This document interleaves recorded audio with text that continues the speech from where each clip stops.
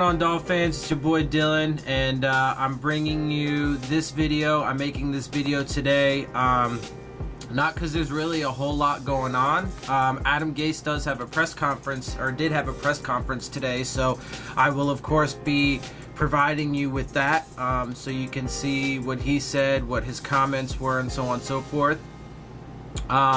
But I'm actually making the video, though, in addition to that, because I saw this Twitter post last night, and it was a video made by the NFL, which I will put into this video, into my video. I will attach it in so that way you guys can see it. But anyway, it's a video basically going over plays from this past week of preseason games, and so they're trying to further explain this helmet rule. And oh my god, to me it's confusing. It doesn't make any sense, and it's more convoluted. And anyway, so you'll see this video, and I am gonna go along with it. So they start off in Seattle, and this is the one play where we had an ejection this week. All right, so and let's see. The player come across right here, number 40, the defender come across with a clear and unobstructed path to the opponent, and then the player chooses to lower his head and initiate contact to their opponent, and there's your contact. So this player got flagged and ejected. Additionally, so this is also a foul for unnecessary roughness on a defenseless player, because the player has not had the opportunity to defend himself yet, and he is contacted to the neck or head area. So again, there were two fouls on this play. Use of the helmet foul, 15-yard penalty, and he was ejected because, again, he had a clear and unobstructed path to the opponent, and he lowered his head to initiate contact. So what if he had an unobstructed path to the opponent? On this play, we're watching number 51, the defender, as he comes across. He lowers his head right here. He makes contact. That is a foul. That is but a it foul doesn't make for sense, use of the though, helmet. because he's Lower just trying to hit him with his... I mean, he could argue easily he's trying to hit him with his shoulder. Your head is going to lower, dude. On this play, we're watching the defender right here. As he comes up, show it to you at regular speed. He contacts the ball carrier and tackles him. Now, when we slow it down, we can see he does lower his head. And again, this is the body posture that we're trying to eliminate. However, so you want to eliminate, he makes contact with the shoulder. It doesn't make any sense. They want to eliminate that body posture. This is not a foul. But it's legal. Watch number 41 Why? come Because across he the field just so play. happened Just to hit him with his shoulder contact, and not his head. He lowers his crazy. head. Right there, he lowers his head and he initiates contact. That is a foul. Lower your head to initiate contact to an opponent. Absurd. And make contact. That is a foul. And again, it doesn't matter if the contact is the neck or head area. Anywhere where you make contact, no, it doesn't matter at all. That is just a foul. doesn't matter at all where it is or how it is. Neither is it specific to any part of the field. They say it's not player specific or anything like that. We did flag this Whatever, play, dude. That's and this crap, is not a foul. It's obviously because, as we can see here, target the defense defender a lot more. pushes the offensive player, the runner, into another defender. So therefore, this is not a foul. And we can see that when the contact is made, the opponent does not lower his head to initiate contact. So therefore, this is not a foul. These guys have to be able to watch protect number 14 themselves, on this punt come in. He lowers his head, and he makes contact. That is the posture that we're trying to eliminate. Oh my this God! Is a posture it's so that we don't want our stupid. players this is the posture exposing they're trying to eliminate, to unnecessary but they're just risk. protecting themselves. Here's another man. example and of the defender coming across, lowering his head and initiating contact. Additionally, in this play, you will see the receiver also go down and lower his head. But again, this is not a foul on the receiver, because all he is doing is bracing for contact. He is not initiating contact, even though he lowers his head. Oh my God. This is a foul on the defender, and there's your contact. This is the position that we're trying to get away from. We're looking at both of these players. I don't understand, though, what position they want these guys to be in. They literally are saying you gotta keep your... The running back, we're now talking about the running back, he lowers his head and initiates contact. This is a foul on the running back. Now when we look at the defender, again, the body posture. This body posture is the one we're trying to eliminate from the game. My God. And this is a situation where you might have two fouls on one play, because both of these players are initiating contact. This is absolutely absurd. Let's watch the running back on this play. I will slow it down for you. And as we said before, this rule is inclusive of all players everywhere on the field. The running back gets the ball deep in the backfield, and now he has a choice to make, and he chooses to lower his head and initiate contact on an opponent. Dude, this is a foul on number that they 39. Choose to lower their this head. Is not a foul. We're looking at number 26, the defender. As he comes in, this is not a foul.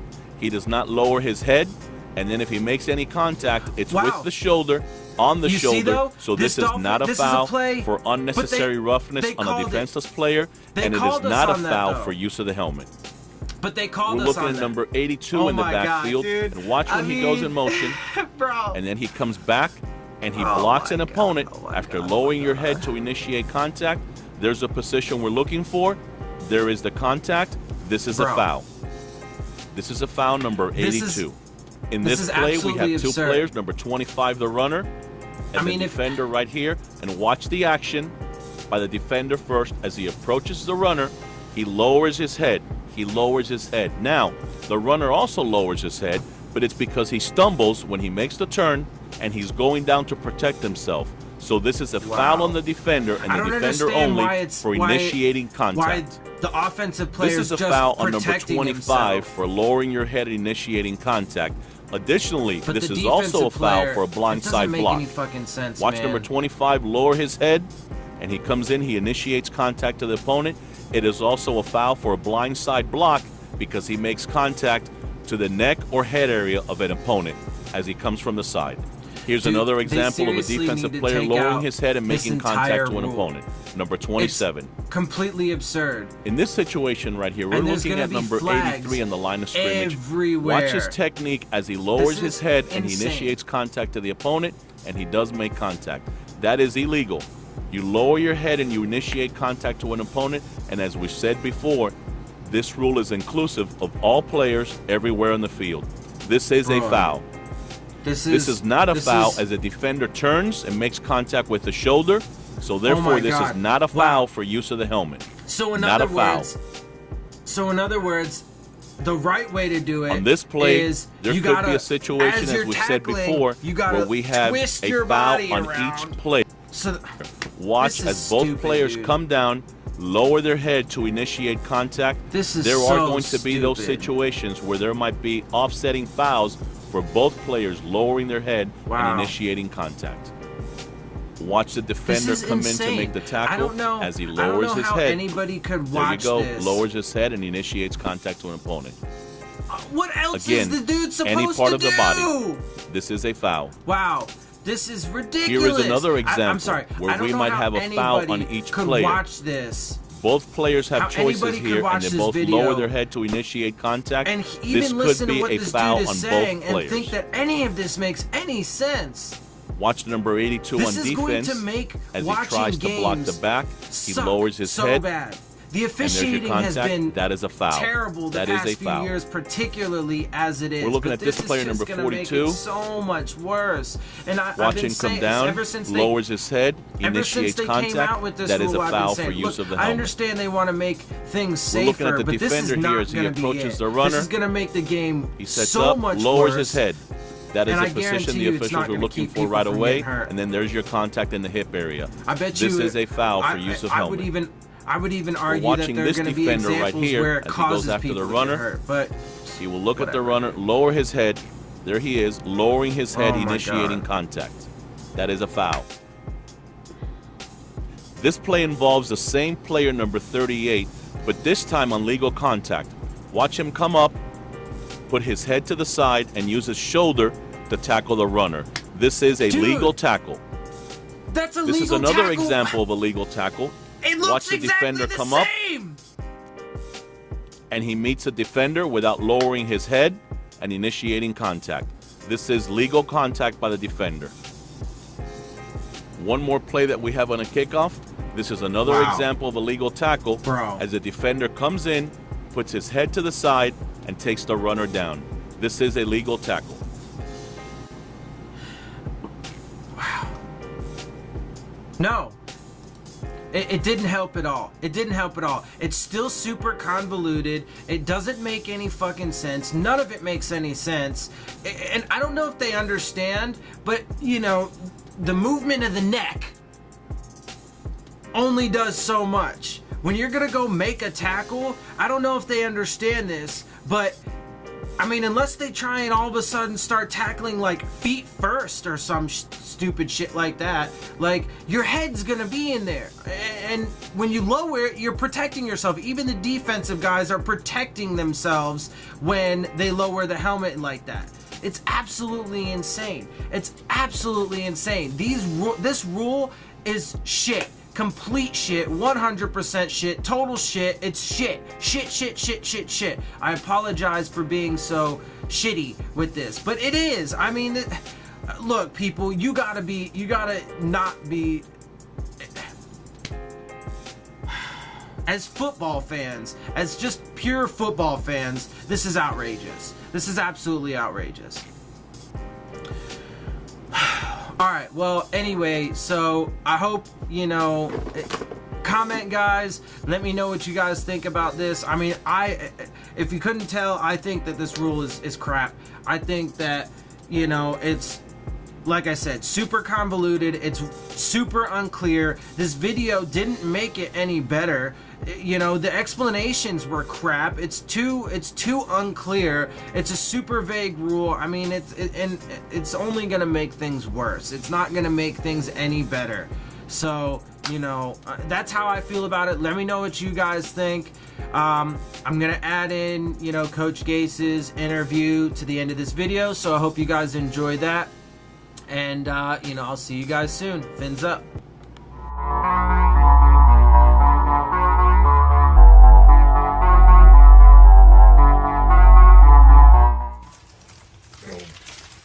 Going through the progression we need to go through as really a first-year player. I mean, I know it's the second year, but we lost pretty much the entire season last year. And we got a little bit of training camp and a little bit of off-season, but he's progressed well, and I feel like he's getting better. After watching this game, you saw some things where he cut it loose. He's thinking less. It's just that's really the biggest thing. I know he wants to play well. He wants to, do a lot of the things that you want a Mike linebacker to do, and I think it's trending in the right direction. Coach, can you talk about the thought process in bringing Kendall Langford back here? I know he was injured and you've had some issues on the defense. It's his name kept coming up since the spring. Will Hayes was getting on me pretty good about, just take a look at my guy, and it just kind of worked out to where we brought him in, and we brought a couple other guys in, did a workout, and our guys felt like he looked like the best guy, and really they asked him to run the conditioning test, and he crushed it, and that was great to see, because it's hard to find guys that can come in here, especially at that spot, and be in shape and ready to go, and then he plays 18 snaps.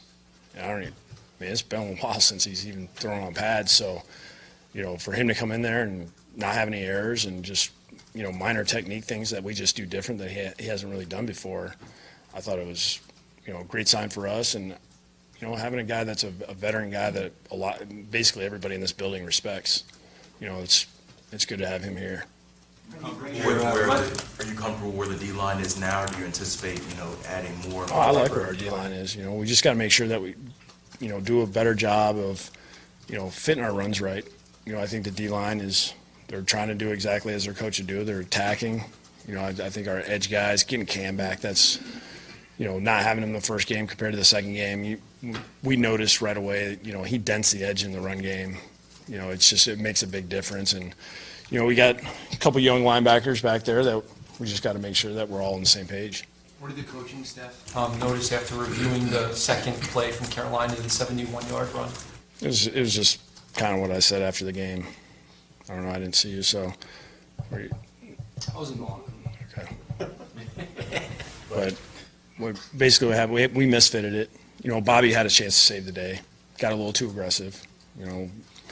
That's really sometimes when you're a secondary player, you want to be aggressive to really show like, hey, I'll mix it up. I'll get in there, and sometimes we need them to be just hang there, do your job, and if that breaks through, you just get them down and then let us reload.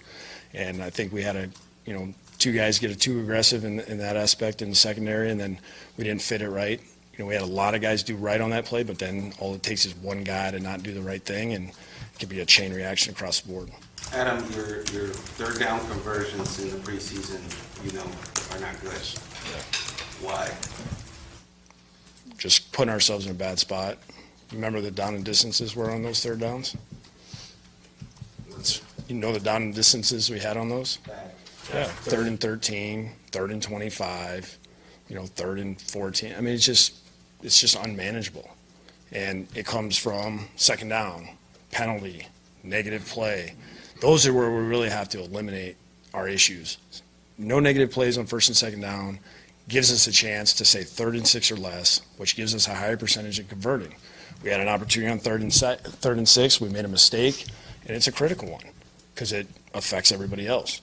And that's where we need to get cleaned up. We have to be on it as far as not making the mistakes that we can control.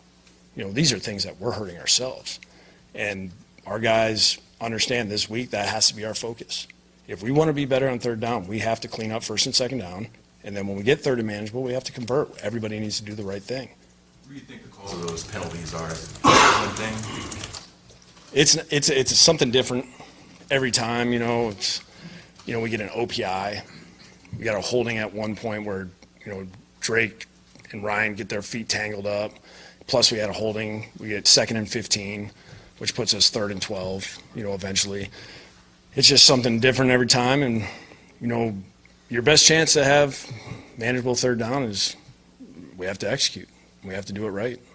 What do you think? What about your red zone offense? What have you seen there? I mean, it hasn't been good. We just have some things that we're not doing in the preseason games right now that we've been working on in training camp. And sometimes when we try to throw things in there for a game specific to what the defense does and we haven't repped it enough, it's going to look like crap, and it has. So, but I'm all right taking the hit on that one, considering that I know what we're trying to do big picture. Do you think your run defense is going to be better this year than last year? Yeah, I do. Because I can see how it's kind of starting to come together. And now we got some, 2 young linebackers back there that we'll get those guys up to speed, and they'll be doing it right once we hit this thing that first week. I mean, we have athletic guys in that second level, and we'll get the fits right because that's going to be on us as coaches, and we'll give those guys an opportunity to make plays, and they'll make them. How far do you think this team is away from where you want to be? I think it's coming down to cleaning up the details.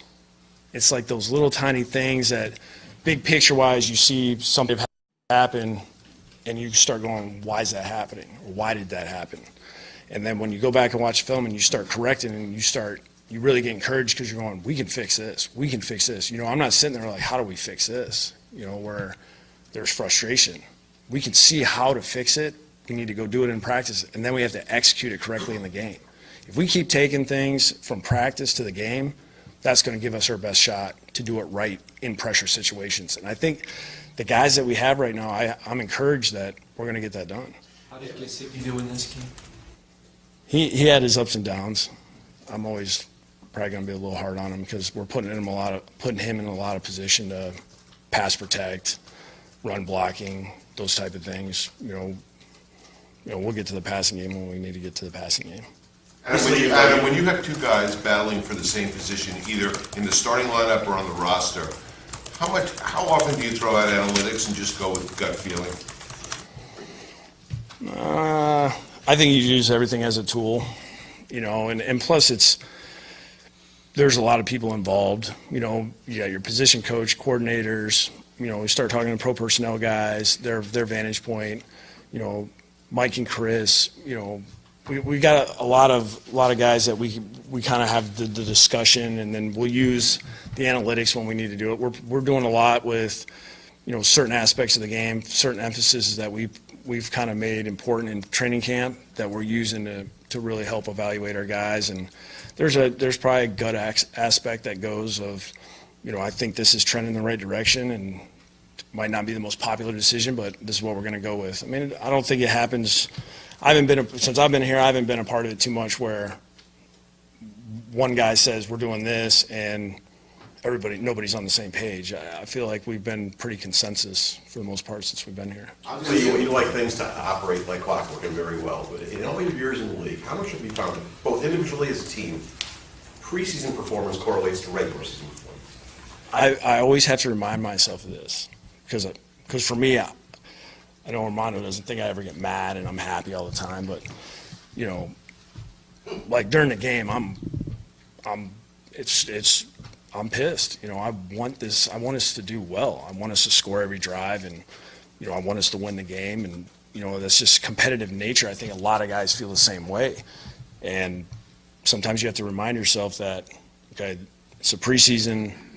We didn't execute this correctly, and you have to remember we're all almost pressing a little bit because we know we only have this many drives. We have this many plays. Where in a real game, you can have a rough first half. You come out in the second half, all of a sudden you could score 28, or you could shut a team out. So it's just regular season game that's so long of a game, things can change so quickly with one play, and you don't really have that aspect in the preseason because it's a race against time. You're just trying to get as much done as possible in a quick amount of time. To piggyback on that, so when you get questions like you've gotten the last 15 minutes, do you somewhere in your head go, once the regular season, I haven't prepared, I haven't shown everything, this isn't really us, it'll change in the regular season? Or are you thinking, this is my team and we suck? No, I'm never going to think that way. I know you do, but I don't. I see where we're going with this, and I see big picture. Yeah, do we want to show red zone stuff? No. You want to be careful what you show in that area. Third down, some of your things that you might like to where a team sees it one time and you might never be able to do it again. You don't want to show it right now. A lot of the stuff that you're doing right now are the things you're working in training camp against your defense, and then you try to kind of pair it up to what the other team that you're playing is doing, to where Carolina, hey, they're similar to this, and this with our defense. So we'll do this because this is kind of like our core. And that's really what everybody's doing in the preseason. This third one, you try to do a couple things, but you still don't want to show the things you want to do in the regular season. But you want to practice it in training camp as much as possible. It just kind of probably screws up the quarterbacks more than anybody because it's like, hey, we're working on this. Oh, hey, this week we're going to throw these 3 things in here, like in the walkthrough. Make sure you get your timing down. So it can kind of jack you up a little bit. I don't know if it had so much to do. I don't think we were as aggressive as I'd want to be in a regular season game in the red area. Jeremy Langford has a lot of bodies in front of him, but you had him in Chicago, you liked him, he had a good rookie year. He had a couple of nice runs the other night. What do you like about this kid? Does he have a shot? Yeah, I always feel like his thing was he got injured. It kind of threw everything off. Last year we brought him in, talked to him about coming here. He chose not to. He wasn't really healthy. He was trying to catch on, though, and get with somebody, and I think he was looking for it to carry in to the offseason and training camp. And for us to get him back here and kind of get him going where he could play in some games, I was encouraged the other night. I know he's trying to get caught up with the terminology because some things have changed from last time I was with him, and then he's been in a couple of different systems. So, he's starting to be able to play fast. I knew last night the other night when we put him in, there was a few routes that I wanted to throw with him to just get him out, see if we can get him the ball, see if we can get him in the open field. Thought he probably made one of our better tackles on the interception. I mean, he did a good job. He stuck that guy pretty good. But then he had a good reception where he made a bunch of guys miss. And it's good to see him kind of get going. I think once he's really wired in terminology-wise, I think it'll be easy. I think this week will be a better opportunity for him as well. Adam, do you need to see Frank Gore on Saturday, whatever it is? Do I need to see him? I don't. But he's driving me insane right now. So, I mean, we'll see how the week goes. If I say no right now, then he'll be in my office in 5 minutes. So, I know that he wants to go out there and do something. I think he's tired of staying on the sideline. Among guys who are close, anyone you expect back to work this week among Stills, Hayes, Brendel, etc.? Stills, I think has a really good chance of actually, practicing like right away on the first day. We just got to see kind of today he was gonna run around and really get really juice it up. I know he is saying he feels right, but you know how that works. Like we're all a few credits short. So, but I think with Tony, I think we should be good to go. Really, our biggest thing with Tony was he had 4 reps last week, and that was on me. I didn't want to throw him in a game, and he just hadn't seen those guys. Hadn't been competing like the way that we were going to compete on Friday. With Cordrea, have the coaches put any rhyme or reason to why he has not taken that next step? I think it's tough to say it's this one thing. I think at that position it's so much consistency involved in it. If you have a guy that even when they get beat, they come back the next play, they keep fighting. I think it's just we've had some ups and downs. I think we just need to find a way to level him out and get him just play it one play at a time and compete, get your hands up. His length and his ability to run, those are his strengths. When we see him press, we want him to put hands on the receiver and jar that guy at the line of scrimmage. And I think that's the number one thing. If he does that consistently, I think that's where he really has an advantage over guys, because even if he misses, he has that speed that he can catch up to that guy. And he's long and he can get his hands on balls. And really, I think he just needs to use his strengths and apply them as much as possible. I think sometimes he gets away from it sometimes. And it's hard to explain sometimes when you're tall corner that's long and fast. Use your skills. I want to ask you about Jakeem in terms of how defenses play him. Is that what you expect? Everybody give him 7-yard cushion? Would you? I'm not going to ask you, all right? You ain't winning a race versus anybody, so. But yeah, it's the way he can release off the ball, he's hard to get hands on. So he can make guys miss very quickly if you press him. So that means he's going to get by you, and now the safety might have to get involved. So now you're taking the safety out of the middle of the field. Now the other side is going to become available. So the easier way is, hey, just keep him in front, and let's just go tackle him. And him being a guy that can do punt return, kick return, now he's got an opportunity to make guys miss in space. So you can see guys being a little careful how they play him. And plus, he doesn't have a ton of film out there to where, guys are trying to feel him out in a game, and that's when it can get tough. All right, guys, I hope you enjoyed the interviews. I hope you enjoyed the show. And as always, if you did, please hit the subscribe button, share it with your friends, post on Facebook, whatever, hit the like button, and definitely leave me some comments, questions, concerns, anything you'd like to see or hear in the videos, stuff like that. So definitely let me know. And of course, the most important thing is subscribe. So with that said, I'll see you guys soon, and fins up.